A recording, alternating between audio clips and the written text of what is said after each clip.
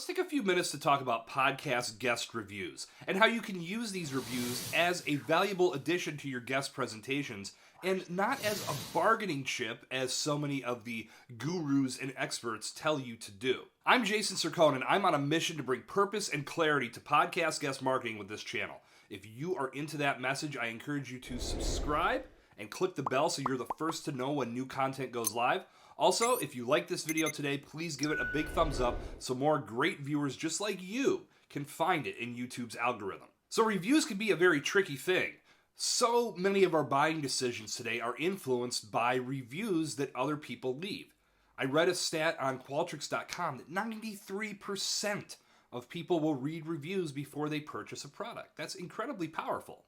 Likewise, when people are looking for new podcasts, they will look at reviews to see what other people have to say. And this can be tricky because podcast reviews are subjective, just like anything else. When I think about reviews, I always think about restaurants. If you go to a restaurant and have a horrible experience and then choose to go to your platform of choice to write a terrible review about it, that is your right, and you are allowed to do that as you wish. However, I may go to that same restaurant and have a 100% different experience than you. In fact, I could have the greatest experience of my life. And there are a number of factors that come into play there, but ultimately, reviews are a nice guide, but they don't tell the whole story. When it comes to podcasts, reviews can tell some of the story about what people experience with that show, but the reviews also aid in discoverability. The more reviews a podcast has, the more the algorithm is told that this is valuable content that more people need to hear. Therefore, they begin to position it in more of a position of prominence for people that are doing searches in that genre. This is one of the big ways that podcasts grow, which is one of the big reasons why so many podcasters ask you to leave a review as their show is coming to a conclusion, or at the beginning, or in the middle, or all over social media. Again, this plays an important role, but it's important to realize that it doesn't tell the whole story. And if you're looking for guest opportunities, here's why you don't want to use those reviews as a bargaining chip. As I said, some of the gurus and the experts will tell you, leave a review and let them know in your first correspondence that you left them a great review. That means that they'll put you on the show. Not necessarily. Just because you left a review does not mean that you fit the criteria of that show. So as the host is looking at the information you provide, and that's if you did provide information. If you just sent a message that said, I just left you a review, you should put me on your show. That's more of a spray and pray approach than it is giving them a valuable reason to bring you on as a guest. Remember, the point of the game is to present yourself with value and to show them why you're an asset from the very start. Leaving a review just for the sake of leaving a review is not going to accomplish that.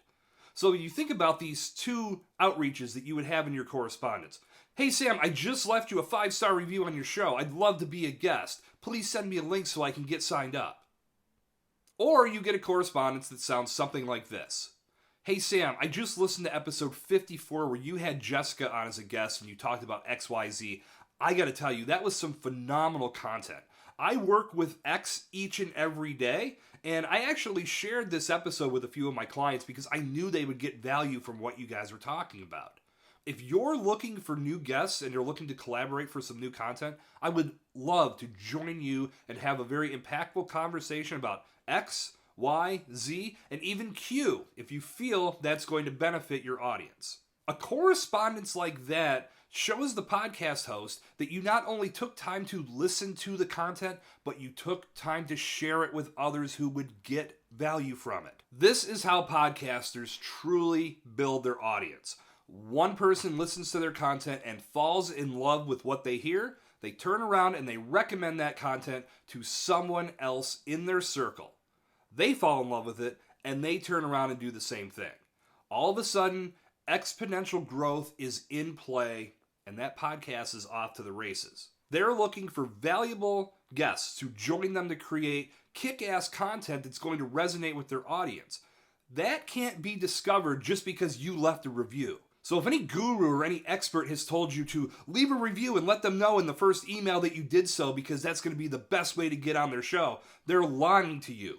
You have to present yourself with value from the very start. When you do that, you have a much better chance of not only landing a guest appearance on that show, but you have an opportunity to build an actual relationship that could lead to countless other opportunities. You could get brought back as a recurring guest on that show.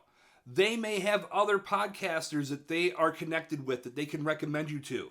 Now all of a sudden you're getting new opportunities without even having to do work. There is more power in showing up with value than just trying to put a bargaining chip in play that ultimately turns everything into a transaction. Now, I'm not saying that you won't leave a review for that podcast, but you're going to do it when the time is right. So later on in your first correspondence, you can say something to the effect of, I would be happy to leave you a 5-star review once our conversation concludes. That way I can let the audience know how my experience was with you and what they can expect when they listen to the show. I'd also be happy to share this on my social media feeds where I get great engagement and we can have a killer conversation around the content we create. Again, it's about being a valuable resource, asset, and relationship builder for that podcaster. That is going to put you on the map. That is going to build your reputation in a much more positive way. And that is going to give that podcaster much more value from you than just leaving a review could ever do. So if any guru, any expert is telling you to lead with leaving a review, that's not the way to fly. Make sure that you are presenting yourself with value from the start. Give them many, many reasons why they should bring you on the show. Follow through on everything you say, because that is the most important element of all of this. If you don't follow through on what you tell these podcasters in your initial presentation, your credibility is going to suffer big time. So make sure that you follow through with whatever you say you're going to do. Give them plenty of reasons to recommend you to others. And as you work collaboratively to create that content, their show is going to grow, and every person involved, from the host to the producers to the guest, which is you, to the audience that consumes that content, is set up for a victory. I am on a mission to bring purpose and clarity to podcast guest marketing with this channel. If you are on board with that mission as well, I encourage you to subscribe and click the bell so you are the first to know when new content goes live each and every week.